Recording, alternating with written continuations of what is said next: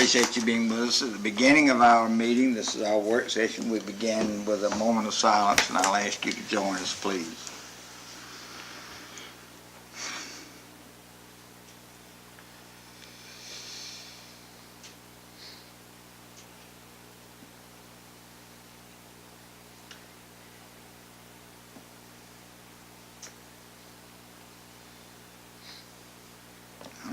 Thank you.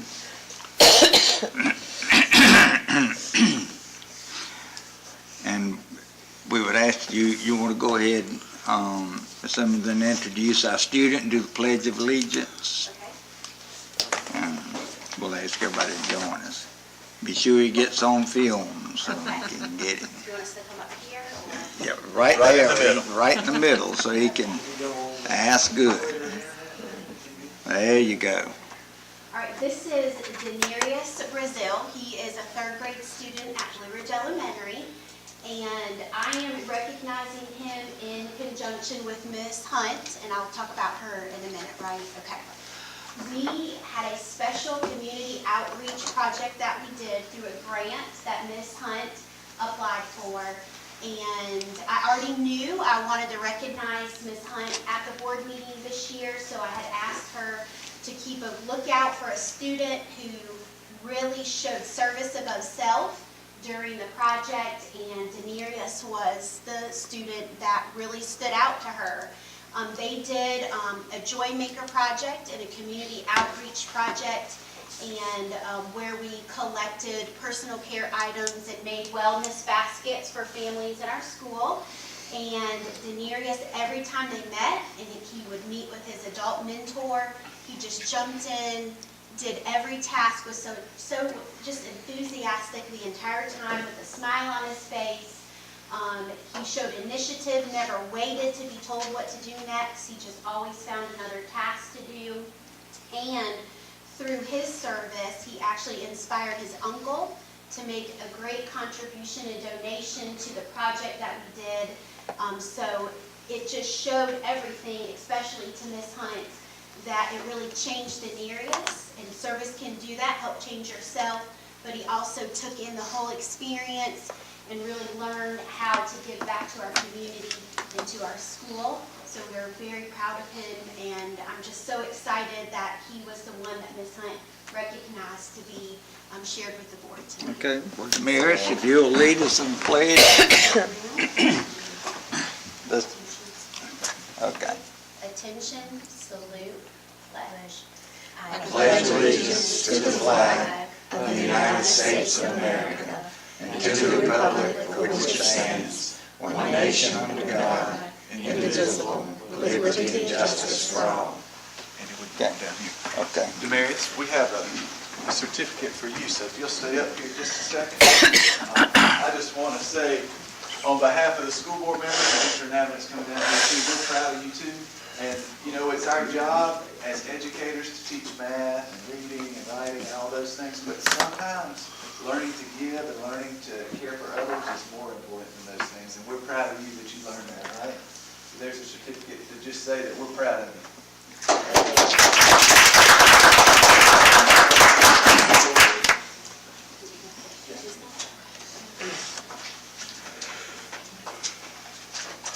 Right.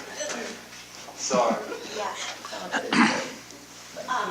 I have a few things that I would like to say about Miss Hunt. She came to me last year. She's a third grade teacher at Blue Ridge Elementary, and she came to me just really passionate about wanting to bring service and mentorship into Blue Ridge Elementary. So she started looking for grants, and she came across one through Generation On, which likes to establish programs and resources to build compassion and caring through service with children so they learn how to give back to their community and to their world. And so she did that, and through that grant, we received 100 Hasbro toys. And so then she said, well, I want to do more than just give kids toys or families the toys. So she partnered with our School Improvement Council, and we have an annual event, which is our Pancake Breakfast with Santa. So she had the students, and Denarius was one of those students, who were recommended by teachers, our guidance department. They came and actually helped our School Improvement Council carry out our event. And in conjunction with that, that's when we got a lot of our donated items for the wellness baskets that our students put together too. So she was there and helped coordinate the whole event. We had students being greeters, students running tables, they worked the donation table, were able to talk with the community about what our service project was all about. And then at the end, we received almost 650 donated personal care items. And so the students, along with their mentors, kind of met throughout the last few months. They came up with how to involve our school family, our community. They went to other, community businesses, like our Seneca Rotary Club gave a donation, Yoder's Building Supply, the Carver Group, Golden Corner Construction, Ebenezer Baptist Church, Clemson University. We got donations through them to carry out this project. And we were able to, the kids put together 52 completed wellness baskets for our families. So they got the basket of personal care items and 2 of the toys that she got through the grant. And we were able to help out during the holiday season 52 of our families just with our students in this hunt in our community giving back. And I just am so thankful to have Ms. Hunt at Blue Ridge in her passion to not only be such a good teacher in the classroom, but know what it's all about to teach service, and that our kids aren't too young to learn that now and how to give back to the community. So I'm very thankful for all her hard work.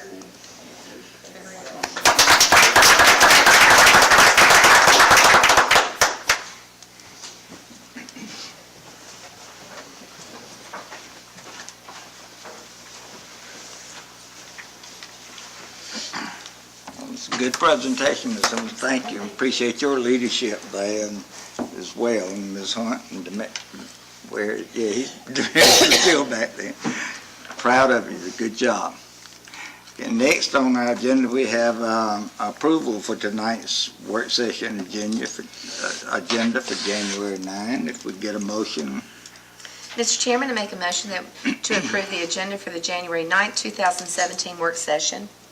Second. I have a motion and a second. All in favor? It's unanimous. The next is public comment. Don't have anybody signed up for public comment. Well, Mr. Lee's not here tonight. He's on the way home. He's been in Florida, and he's not for the ball game. So he said he wouldn't make it back by this time. Next then, Dr. Thorsland. Yes, sir. And we just wanted to continue a little bit of the discussion we've had over the last couple of months with a staggered start time for next school year. And just to make sure everybody's on the same page again, I think everybody in the room is aware, but this would be the starting time in the morning for school, the beginning of the school day. And the proposal would be for our elementary schools to continue to operate on the same schedule, which is roughly 8 to 2:45. We would like to postpone the start of middle schools till 8:30. So the middle schools would go from about 8:30 to 3:30. We would compress a couple of things in the school day to gain, because they're starting 30 minutes late, but only getting out about 15 minutes late. So we're going to cut down a homeroom period, maybe some transitions. There'll still be plenty of time for lunch. And then high schools would be delayed even 45 minutes.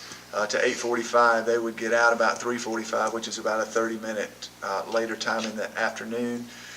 The purpose of doing this is it will allow most of our bus fleet to run 2 routes in the morning as opposed to 1, which by having more buses go out for elementary and then middle high routes, it allows us to shorten the routes. So we've got several students in our district who are on the bus for 2 and in some extreme cases even 3 or more hours per day, and we don't think that's good, and we want to do anything we can to shorten routes. Mr. Rucat did send an email that of course was copied to all of you about some questions, and I answered that and sent that to all of you. I've got copies of that if you want that to refresh your memory. Ginger sent an email out. She has kind of a listserv of types with other instruction folks in the state. we sent one out just to say, do you do the staggered start? We've had, was it 12 replies, and 8 of those do a staggered start, similar to what we're proposing. So it is fairly common around the state, and I'm not trying to pretend that it won't create some issues for some families. I know it will. There's some people who like it the way it is now, and there's some that it will benefit. But we feel like the students who are on the bus for 2 and 3 hours are the ones that, not that we're pitting any one student against another, but oftentimes the kids who are on the bus for long periods of time, not in every case, but oftentimes those are the kids who may not have a voice, a parent who's going to speak up for them and that kind of thing. And we feel like this is the right decision. So I don't know, did I miss anything, Ginger, Steve, Gloria, anything? Mike, let me raise one question, and it's been discussed, I know, but I want to make sure I understand it correctly, okay? The courses like strings, chorus, art, and those, you're saying they will start at the beginning of the day, and there'll be a 45-minute block of time scheduled for them? Am I understanding that correctly? That's a good question. There are certainly not all of those classes. That was one solution that Cliff Roberts and Diane McFarland came up with for madrigals, which madrigals, you've heard them sing, they're phenomenal, but it's 12 students. And Mr. Roberts and Ms. McFarland, looked over previous years and considered the students that are in that class, and they came to the conclusion that it will not affect that class, that those students are able to get to school, the people that have been in madrigals before. So there could be a situation where an early bird class does meet before the buses run, but again, that's not completely unlike what we have now. At West Oak High, if you're going to be in the jazz band, you get to school early. That's the only way you can be in the jazz band, because it is an early bird class right now. So that's, the staggered start doesn't necessarily, there could be another class or two. But that class could be a combination during a third block with something and go year long and go have another 45-minute class it's paired with. So there are ways that they have worked on a schedule to potentially do that, because they want to make sure, and staggered start really is a different animal from that, but it can lend itself to helping by having an early bird class if that works out. But the fine arts, the classes that need to be a year long, will be built in the block schedule, the daily block, just like they would now, and it would be 45 minutes of that and 45 minutes of, say, PE on the other side of it, or whatever the case may be. It's just a matter of pairing them up. What if that class runs the whole year? That's what I'm saying. If it does, it'll be 45 minutes the whole year. If it doesn't, it's going to be 90 minutes for the semester. Okay. So anyone that runs 45 minutes will be for the entire year. I just don't want to jeopardize Right. any program that we've got that kids are involved in. And our principals don't, and we don't want to either, for sure. I know there were a number of comments, the last time you shared all those with us. I still haven't read all of them. I can't see them. Yeah. Stack of it. Fine print. But, my thing is, that's what we hire y'all to do, is we give you the challenge to make us the best district we can be, and you need to come up with those things that you really believe in that are best for our students and for the district. But at the same time, we want to know that we've answered those questions, that we have an answer, and Right. Everybody's not going to be happy. That's this. You got more than 2 people involved. Somebody's not going to be happy. So. Yeah, ask the guy who I'm does not- the weather stuff. I'm going to use Steve's family if I can, just as an example. Most of the people I think that have concerns about this are people that drop their kids off for school. So let's say Steve's family, if McLean and James, when they were younger, if he was dropping them off for school, it probably wouldn't be ideal for his family. So he may call and say, I don't like this. But James and McLean, no matter what we do as a school district, they're fine. they're fine, because they've got two good parents who are advocates for them, and they're going to make sure, whatever the system is, that their kids succeeds. And that's not the case for all of our kids. And most of those kids who don't have the parents who are advocating, who are making sure that their kids have what they need, they're the ones who kind of need to be up here speaking out saying, yeah, I want my kid on the bus for a half hour less every day. But it's those families who we don't hear from. And that's, again, I'm not trying to pit this as a affluent versus non-affluent, but at the same time, we do have to think about that. Which of our students will benefit from this who don't really have that strong family support? And, again. And I think the key is, he says which will benefit, but nobody's suffering from it. Nobody's being hurt by it. I mean, people, Maybe a little bit inconvenienced, right, but not suffering. And I think by when we it. get down to my part on there and we talk about something with the update, it's going to help answer a plan we have for some of those questions that parents had too about if I drop them off. Or what if they have to drop off? Right. I mean, if I got to be at work at 8 o'clock and I've got an elementary, middle, and a high school student that I drop off, I want to be at work at 8 o'clock or I'll get fired. For sure. So I want to know that they're what somebody's looking after them. They're not just wandering. No, and that's They need to know definitely- all those answers. And our before principals they committed to that, because that was a question we had as well. And they committed to that. The middle school and high school principals have said they will have, I'm not going to say they're going to have direct instruction. I don't want to be deceptive and make parents think that they're going to get a class but they will have supervised opportunities to learn. They will be able to sit in a supervised environment and read. And again, he's alluded to the technology update, but there's going to be an opportunity for them to even be online working with things, doing class assignments with a computer device. I asked Steve Garrett that same question a few weeks ago, and he commented that the parents can bring the kids as they do today. Yes. And the children that are going to arrive will have access to the computer labs, because if you think about it, we have a very diverse community, and there's a lot of areas that have no internet activity at all. Or if you're planning on having any, you're going to be paying an arm and a leg to get it. So they'll be able to use the labs and so on. Right. So he's saying that there's not going to be instruction, but there will be an opportunity for these students to go into these labs. The labs will be opened to them.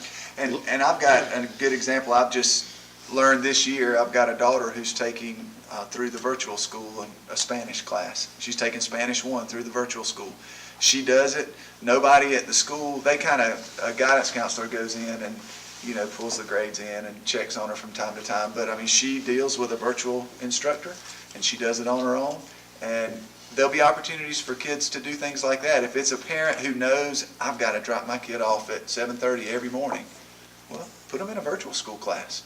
Let them get a credit. They can do it during that time. They can do it during that time in the school building, and then have a study hall some other time during the day if they need to, or something like that. So there are all kinds of options. We can't answer each question specifically at this point, but there are options for every family to where that time can be productive time. It won't be just wasted time. The number of times that high school students have to stay after school for additional help or to make up an exam and those kinds of things too, it's almost unimaginable how many times we have kids staying after school. So even those kinds of activities will be able to be better supported. And frankly, kids will be fresher for that They kind of could stuff. do that in the morning Sure. instead of after. Retests and Yeah. those kind of things. Yeah. Make They up might even work. do a better job of getting their homework done by having some time. Well, there's Right. something else. I Well, did let's actually help go that. through all these during the Steeler football game, and I came up with a frequency distribution. We have actually, it appears, this is not considered gospel because of the game. I wasn't paying close attention to my numbers, but you're looking at 10 routes over 2 hours long. Yes. This whole staggered start Combined. concept Yeah. is, we have no guarantee that we're going to are we going to could we possibly eliminate those, or are we still going to have those after? They're going to be shortened. Now, can I say they're going to be shortened 45 minutes each way? I can't tell you that right now, but assure you they're going to be shortened. Because even, and the argument parents made with me was, but it's still the same distance from West Oak Middle to Right. It is. But right now that bus, because we're limited in how many go out there, has to make 6 stops along the way. You're looking. Next time that bus can make a straight run and go, and we can have some other bus run those 6 stops and go. The mileage on some of those buses Oh, must be it's- yeah. tremendous, because I'm looking at. I rode it this afternoon. Miles of 56, 58, 59 Yeah. miles on a bus. If you- That's a real joy. No, I rode the route this afternoon to check on the mountain roads. You know, and it looks like, if I'm correct, the most popular is an hour to an hour and a half, and that's 80 routes. And And we that's can still still- not, That's still a long that's still a long time, folks. And And we got the Right. state's not gonna give us any more buses, even if we could find all the bus drivers, they're not gonna be able. So Right. the only other option to reducing this down is what? The staggered And start. that's what Sammy has been faced with when he calls the State Department and requests another bus because of one of these long routes. They say, do a staggered start and that'll solve your problem. I mean, that's the answer he's gotten. And so until we do this, the State Department's not going to be very open to helping us by giving us additional buses, and I understand why. And you can see, again, I'm not going to, this is a small sampling of 12 districts, but 8 out of the 12 that answered do it. And the gentleman from the State Department told us it was at least 50% of the districts across the state. So there's a large percentage of school districts that do this already. So we, On a side note, the superintendent's gonna receive, what, $1 million for new buses? Are Well, we gonna get any of those? Because our right bus. now, I just saw this a while ago, so I pulled it back up, that on the state website, it says that school chief has said South Carolina needs $95 million to buy 1,000 buses. That's what, 60% of our. And she also said, and I read the article, which I could skim through on here when you don't have a subscription to the state, it's not easy to read, but it said she was going to ask that the bus replacement fund go from what's currently $3.5 million to $10 million, because there's no way we're ever going to get the fleet the way it needs to be by doing it the way we're doing it. And it's only been funded. So that just 2 came out times. today. I mean, that's just, But the state does like everything else. They set up a schedule and say, we're gonna fund this much. right. And then they don't do And it. then, don't yeah, fund then they don't even fund And they that. don't fund it, and we don't get half of the buses that we're supposed to get. So we're eliminating, we don't have a lot of options, is what we're basically implying here. I feel That's where we confident are. that this will have a positive effect for more students than it will have a negative effect on. That's the best way I can say it. And the students who it will have a negative effect on, it will be more of an inconvenience rather than a real negative effect. And again, I think the majority of those kids who will be inconvenienced, those families that will be inconvenienced, again, that the kids are in good shape in those families. And quite honestly, most of them will figure out a way to make it work, because, like I said, we currently have places around us that go to work at 7 o'clock, that go to work at 7:30, and they have to be there, and schools have not opened, and they've found out how to make it work. Work with your neighbor, or you do, I mean, you know, it's just how it happens. Our teachers' schedules will be about the same as they have been then? Yeah, that was one of the That questions. was the other thing that I was, It will change the work schedule, not the amount of time, but the start time for teachers. Middle school and high school teachers, instead of working 7:30 to 3:30, which is our typical day right now, it will be adjusted 8 to 4, because if they're not But there'll dismissing. still be people there earlier. There will. Those early arrivals. And that's where- Somebody's gotta, We have, at our high schools, let's say 50 teachers. Let's say we have 50, like, classroom teachers, there's still probably 30 or 40 other people that work at the school, clerical staff, custodial staff, you know, graduation coaches, different people like that, administrators. So the principal will assign certain people to make sure that between 7:30 and 3:45 at a high school, that someone's there to supervise kids. It's really 4 o'clock. And, you know, it could be that you come in at 7:30 and work till 3:30, but I don't come in till 8 and I work till 4. So there'll be coverage there for the kids. the It's whole just like, I mean, you have to do it now. I mean, 'cause if you open up early, you have to have teachers on duty and assigned, you know, they understand that there might be a day a week or whatever, that they, one day a week they have it. And a lot of times they want to do it and say, I'll come in if you let me go right when the bell rings, because that kind of thing, trade off my duty beforehand. So they work those things out now. And Mr. Garrett said the exact same thing, that that's what he was going to do with his employees. Bring in his aides and so on and shift them around. So that would be still, what's the negative? Well, it sounds like all the bases have been covered pretty much.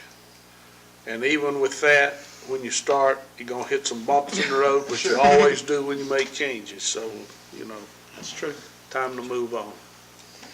So, as I mentioned to you, I think last time, I do think it'd be in good order for you guys to take a vote on this, just because that does bring a sense of finality to things, and it does give the public the opportunity to come speak to you at a board meeting if they so desire. So we'd like to put this on next week's agenda, if that's okay with you. Anybody have a problem? No problem. Okay. All right. Thank you. Anything else?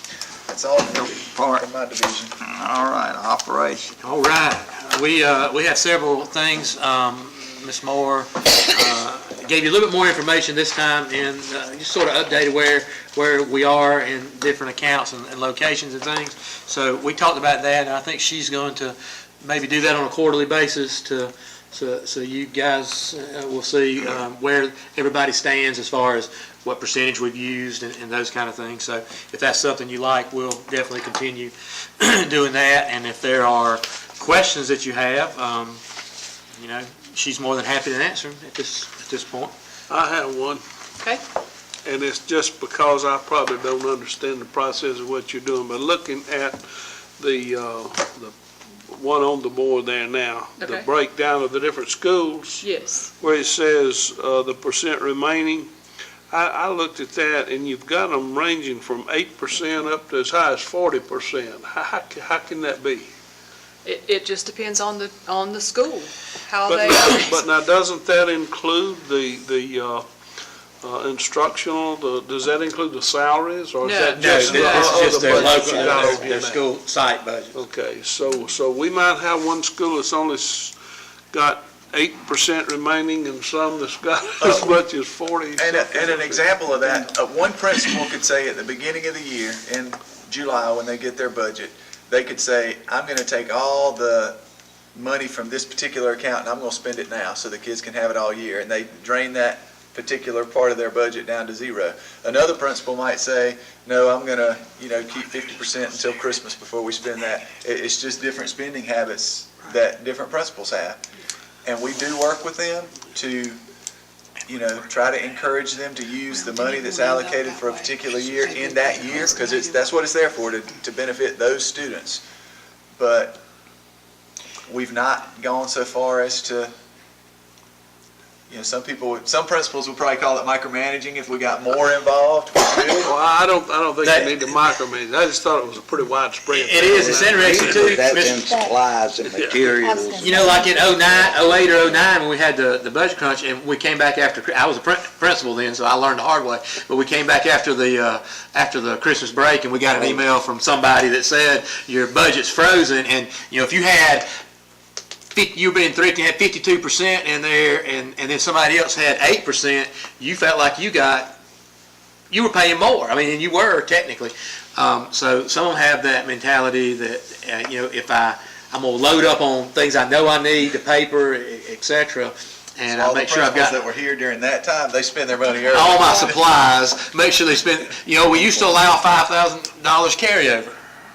That was before my time. I know, but so if you didn't spend it all, you could, those kind of things that went away. Well, at But- one time, we had a principal or two that would pretty much carry the whole thing over Right. there, build up a And some of this is encumbered because we know it's going to be throughout the time, so it's already taken into account, like copy machine, so we know so much a month is going to come out, so. There are some other funds that are not general fund dollars too that sometimes can be used, and they may be planning for that. As I'm looking at like Title I schools, for instance.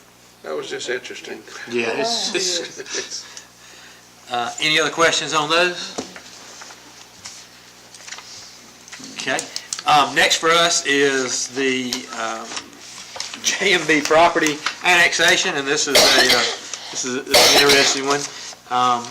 So Ms. Hughes was having a conversation, it was when we were in the discussion about the resource officers and Adden Elementary and that, and the county said, well, you know, you realize that basically James M. Brown is partially in the city limits of Walhalla and partially in the county outside the city limits, and I mean down the middle of the building. So you could be in one part of the building and be in the That's this line. yeah, you could be in one part of the building and be in the city limits, and then you could be in another section of the building and be outside the city limits. So to clean that up, you know, we wanted to, at the request of the Sheriff's Department, I contacted the city of Walhalla and asked them if they would annex that area and make it all in the city of Walhalla. Even though our resource officer is a county officer per se, this will allow the city to continue to go out there. They go out there on a regular basis. Their officers walk the halls, they talk with the kids, they go in there and have lunch, and we want to continue that relationship. And this will just clean it up a little bit. So we want to let you guys know that in the next several months, it's a fairly lengthy process, but in the next several months, you'll be seeing that we did put in a request for Walhalla to annex the additional part of the James and Brown property and make it all within the city limits, and they have So it's just this little triangle right here where the cursor is, correct? right. They're honoring that section. They're honoring that request. This part? I think it's the That's other already part. in. It's the part behind. Just this little Yeah. triangle. So the front parking lot pretty big is in triangle. the county right now. It will be annexed into the city. This part's in the county? Yes. Or this part's in In the the city. That's crazy. So we'll keep you posted as that Makes goes. sense to me. Yeah, it made sense to us too. And when the sheriff's office initiated a little bit with us, we thought that was a good way to go.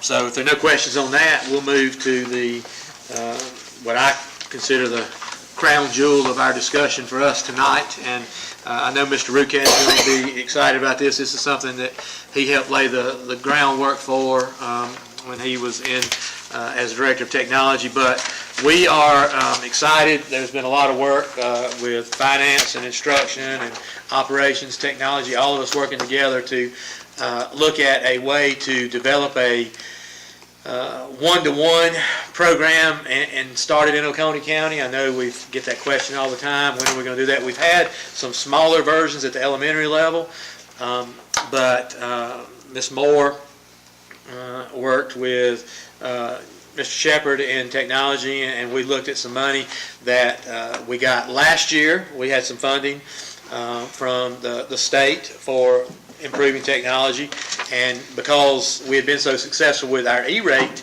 participation, we didn't have to use all that money, so we carried some of it over. And then when we got our money this time, we're still continuing our E-rate application, and we're going to be able to put in access points in every classroom so that we'll have enough capacity to handle our devices.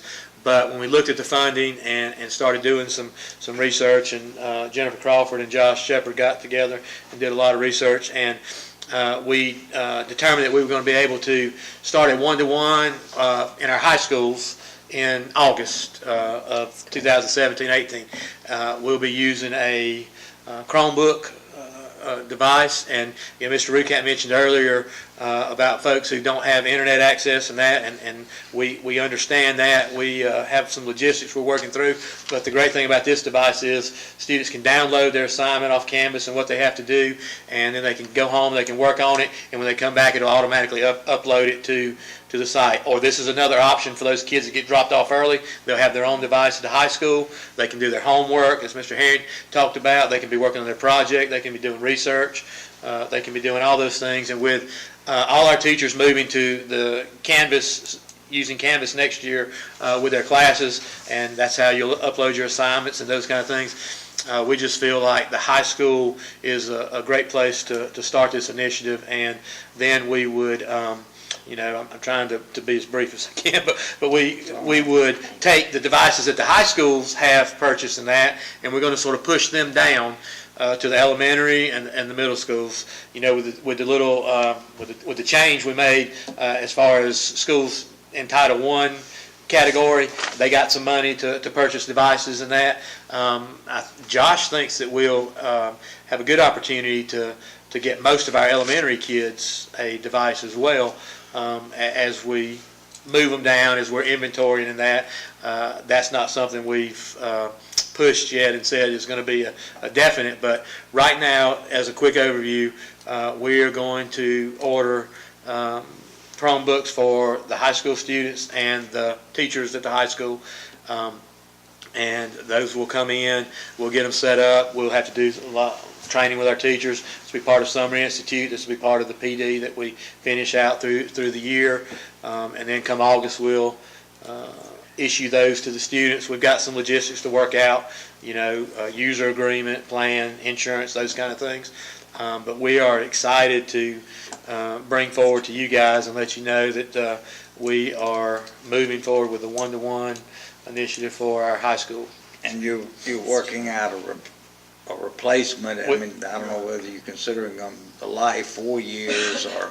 Right now we are. These are some very. We got a really good deal. These are some that a school district ordered about $75,000 with the special package for damaging. I mean, when Josh Shepard came into the principal meeting, he just threw it up in the air and it hit the ground, and we were all like, "What happened?" And he did it on purpose because of the shell that it's in. It's got a 1-year guarantee from them, but 5 feet. It's water resistant. If you spill a drink on it, you just turn it up and pour it off. I mean, it's a really good deal for us with the protective cases. Instead of having to buy the device and then buy a case to put them in, it all comes in one. It's got the way that the screen is flexible. So that district that ordered 60,000 or whatever canceled Their order, and So the company Oh, wow. was willing to. Yeah, I guess I should have mentioned that.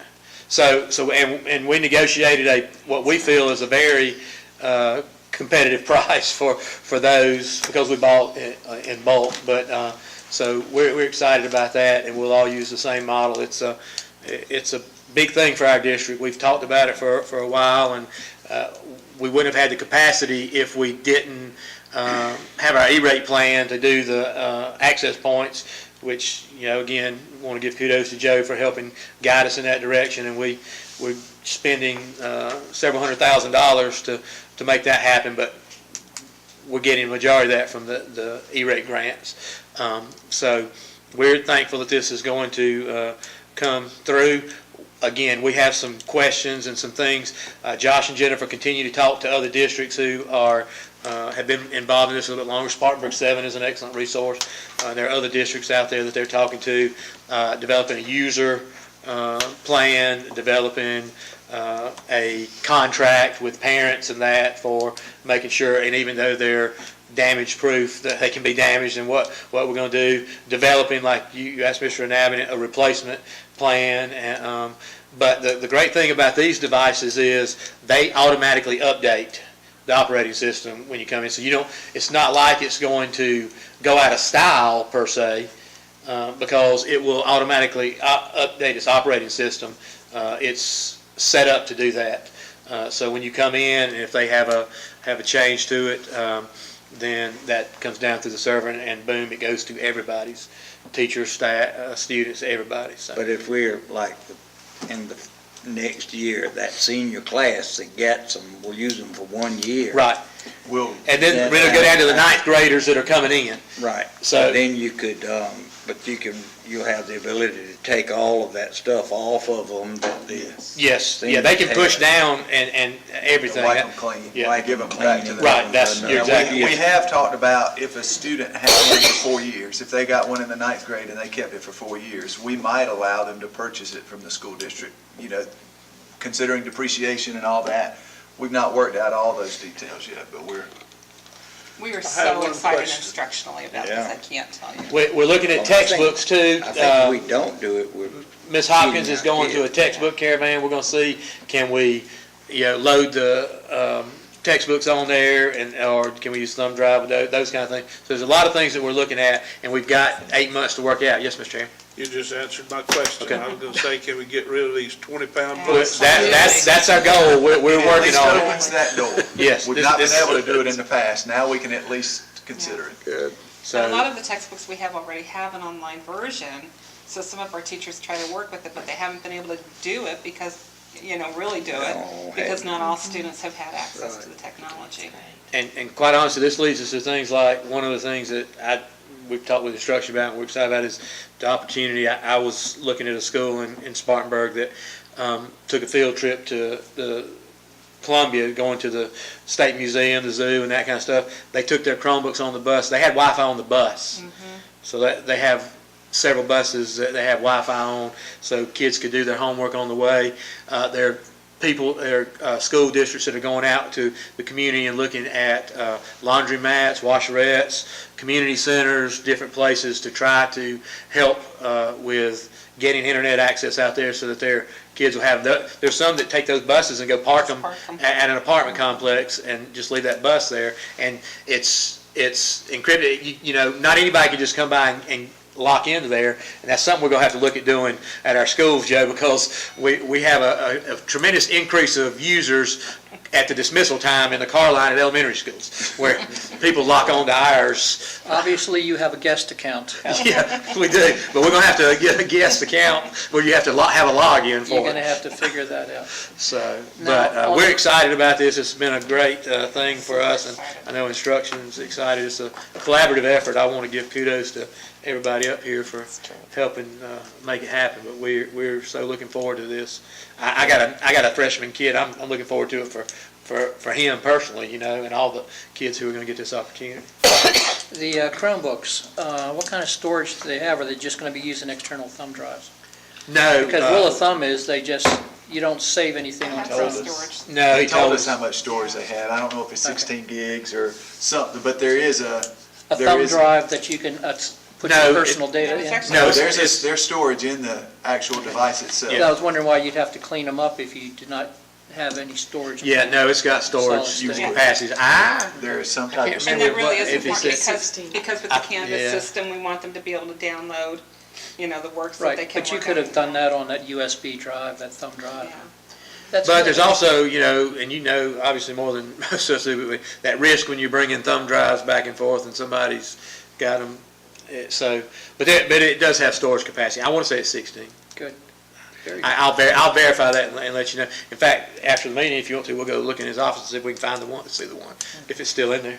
I'll And show it they to you. have, you've got a plan, then we'll work on down to 8th grade, 7th We grade. do. Part of it depends, obviously we're having a change in leadership in the state with Governor Haley and soon to be Governor Masters. But we hope that will, the emphasis or the push for that will continue, and the legislature will still give us that chunk of money for things like this. And if we can continue to do what we're doing with getting some of our bigger infrastructure things through E-rate, that frees this money up for that, and then we drop it down to 8th grade, and then 7th, so you go until you get it all phased in.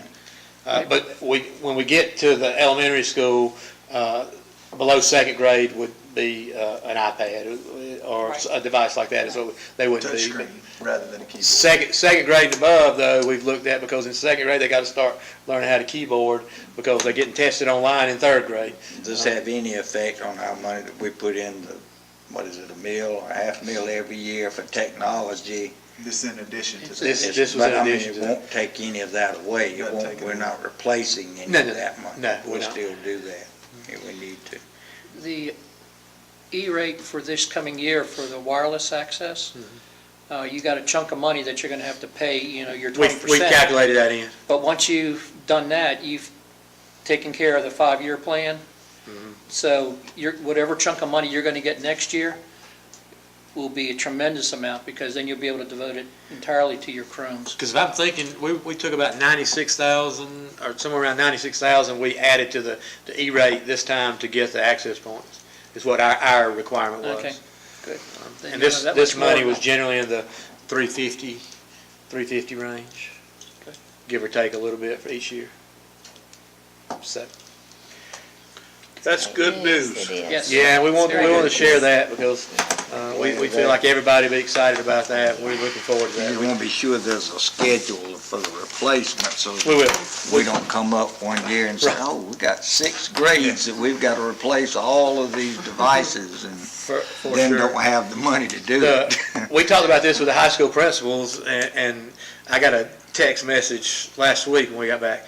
Can we talk to them about the thing? I'm like, no, we're talking about it at the board meeting on Monday. You wait, so That's they'll exciting, be excited that So they you're can. gonna have this on our agenda for next week, is that take action to do, or we don't have I to don't do? think don't it's have not- Okay, It's not a, okay.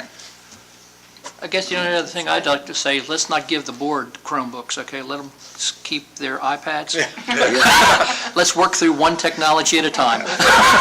But He is aiming that at me. But hey, I just found his iPad, it was right here. when you look at it though, if you're the teacher, when you can look at mine and I can put a thing up and it's got a little light here and I can put a red light up if I'm having trouble, a green light if I'm good, or a yellow, so the teacher can see if the kid's having problems, who needs help. The teacher will be able to put his or her screen onto the student screen when they're working on it. I mean, it's pretty amazing. It might be good to have for the school board That's then. exactly right. If Mr. Harris doesn't stay on red the whole time. That's flashing red light constantly. It wouldn't be the only one. That is. That's it from our department. We want to end on that. Very good. Sounds great to me. Of course, we do have some employment matters, but nothing that can't wait a week, so in the essence of time, we took that off of tonight's agenda. And the division reports, Ms. Hopkins has some information to share that we're going to actually put an instruction report on the board meeting next week, so she can share a couple of things, but That's all right. Okay. since it's not on the agenda, we'll wait till I don't next think I'd week. have your full attention tonight. All you do, Yeah, just talk fast. yeah. Okay, anything else? That's all. Well, then we need a motion to adjourn.